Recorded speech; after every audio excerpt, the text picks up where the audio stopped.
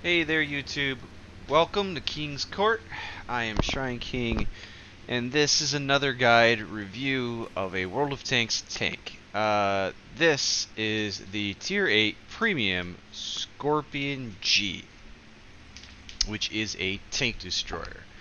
As all the guide reviews, if you are new to this, I will be reviewing pros and cons, whether this is worth it, and how does it compare to other tanks, along with explain some play styles and decisions that will actually help benefit you in your overall gameplay with the tank. So, pros. It has a big gun. It has high penetration. It is maneuverable. So it could get up to like 40, 50 kilometers an hour, and it gets up there pretty quick, so it actually does do pretty well that way. It has decent depression, but not amazing depression. It has okay camo rate, but because it has a big gun, just bear in mind that when you fire the gun, you do lose a significant chunk of your camo. It has an okay radar, and it has, I would say about a little less than average on its view range, so I wouldn't really rate that as a pro. But it actually is able to handle pretty well. And the DPM on it is actually pretty good for in comparison to other tanks. Now, cons for it. Its eyes are not the best, so it actually is a little more dependent on your team. It is also a open-topped vehicle, which means that it will be weak against high explosives. It means artillery has an easier time destroying you or hurting you. Any other tank that decides to use high explosive ammo, that'll also significantly hurt more, and you actually don't really have any armor. Now, there are certain edging to the armor on it, which allows you to deflect, which is good, but you don't have, I think you only have like 40 or 50 millimeter armor, which means there's even tanks that will overmatch you. Meaning that even if there was a deflection, it wouldn't matter, they'd still pen you because of the overmatching.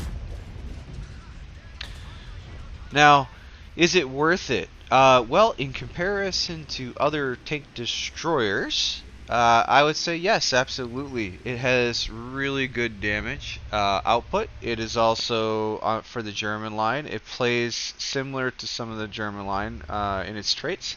So it's a really good one to kind of learn with and get used to accommodate yourself for the German line and kind of prepare you as well. Not only that, but because of its design and because of the amount of damage that you can put out and the maneuverability to be able to get into positions to make sure that you can still shoot or hurt enemies, it has a lot of damage potential, and that means it also has a lot of earnings potential. So definitely worth getting overall. Do I consider it to be the best tank destroyer premium? Well, I'd have to actually say no, I really don't.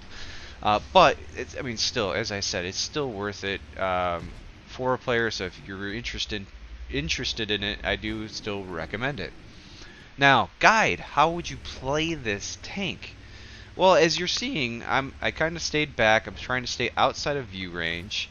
I'm letting kind of help, more or less just assisting my team and using my team to help me figure out, or I'm sorry, to find those targets and then shoot the targets. So it's really definitely a team-oriented tank. Now, the other part about this tank is, as you can see, once things start kind of getting through and you're finally starting to push through, you have the option of actually maneuvering up with this tank relatively quickly, which means it's also a very good push tank if your team is ready to push. Now, the aim time on this is actually pretty good, so I do emphasize heavily also because of the shots that you have, or I'm sorry, I should say the damage that you have, that you do take the time to aim with this tank, because it is going to be very important that you make sure to pen your targets with this tank. Now, the nice part about this tank is it has such high penetration that there are a lot of cases where as long as you have the reticle going majorly over your target, you should be pretty good. So while I'm saying yes, you want to aim, I'm not necessarily saying, hey, you need to take the time to try to get it as small as possible to make sure that you're going to hit exactly where you're aiming at. It's just you want to make sure that you're hitting the tank that you're aiming at. In general, right? So if you was wide bloom and there's only like maybe 20% coverage of the target, that's not a very good shot for you, to be honest. So bushes are your friend in this tank. You definitely want to try to stay farther back out of sight. Also, because you have the maneuverability, that means that you can maneuver into position when necessary or needed. So it's typically the kind of playstyle you're looking at. Now, depression is kind of moderate with this tank, and that also means because the depression is moderate, you kind of have to play to the environment a little bit. So like hills and things like that, you just kind of watch those to make sure that you still have decent depression and able to cover the area that you're trying to get to. In the event, like the other thing is it has a little bit of trickiness that you can do with it, because even though it doesn't have really good depression, there are angles that you can get and ways to position yourself on hills that will actually allow you to have a little more depression than usual or typical, and that allows you to get in some pretty good shots. Now, the other thing is, because you're such a big hitting tank, I highly recommend that while you're playing, try to either pick out the targets that have a lot of hit points and that you know are pretty well armored because you have high penetration, but also make sure that you call the target that you're going to shoot. Now, it's typical that light tanks will most likely ping a target that they want you to shoot.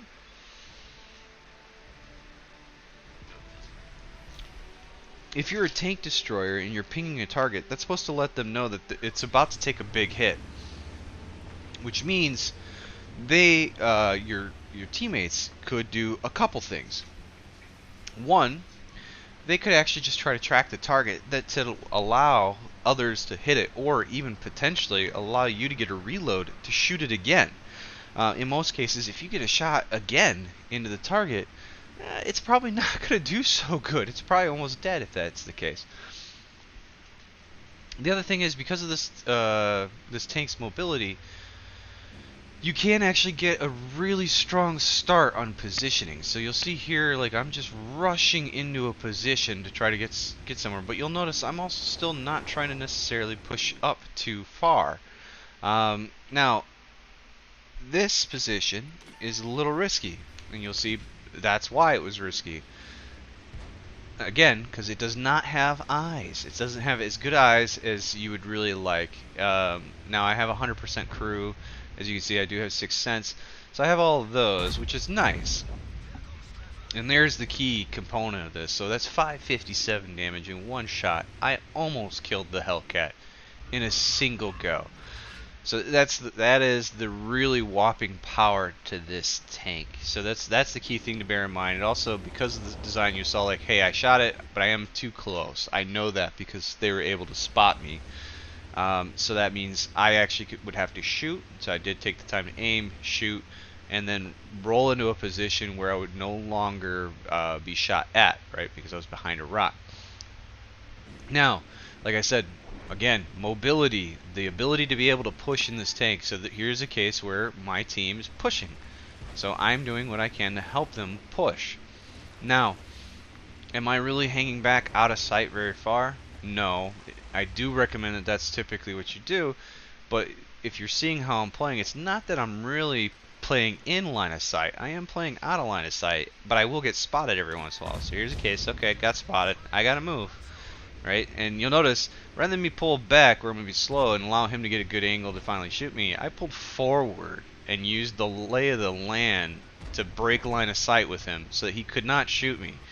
Now, you'll also see that, hey, my gun was taking a while to swap over here, but here's an angle where like, alright, I actually got a good part there and I can actually fall back and I'm outside.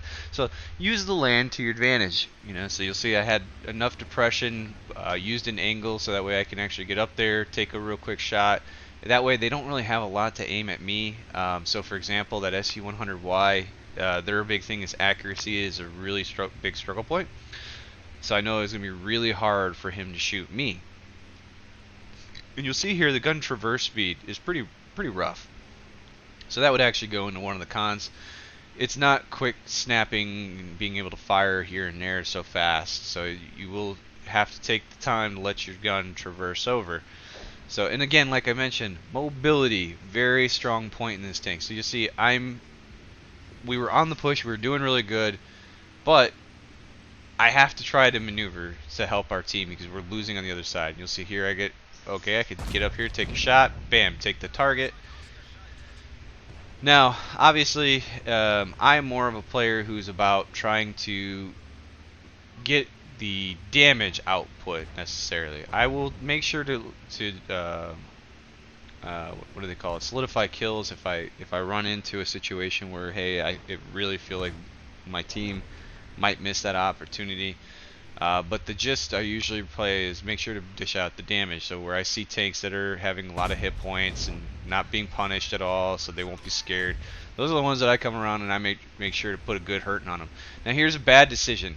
Like I mentioned, open top. You do not want to sit still with this tank if you got spotted. You'll see I kind of stayed right in the same area, so I took the hit from artillery. Luckily, artillery did not hit me directly. If they would have hit me directly, that would have gone really.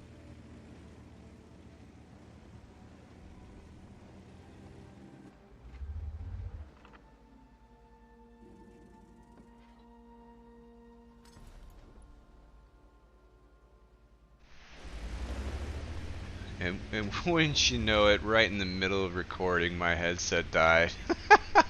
Alright, so, yep. Now here you'll notice I'm kind of sitting back, using the bush. This is the kind of play style that you want to stick to. This is the ideal scenario. So you see I'm like really on the edge of the view range. I'm using the bush as cover. I'm going to fall back a little more so that way I actually have the bush as cover. So this way, by the way, if you see a bush like this where you could actually zoom in and you still see the bush, that means if you were to fire, that bush doesn't disappear from your camo.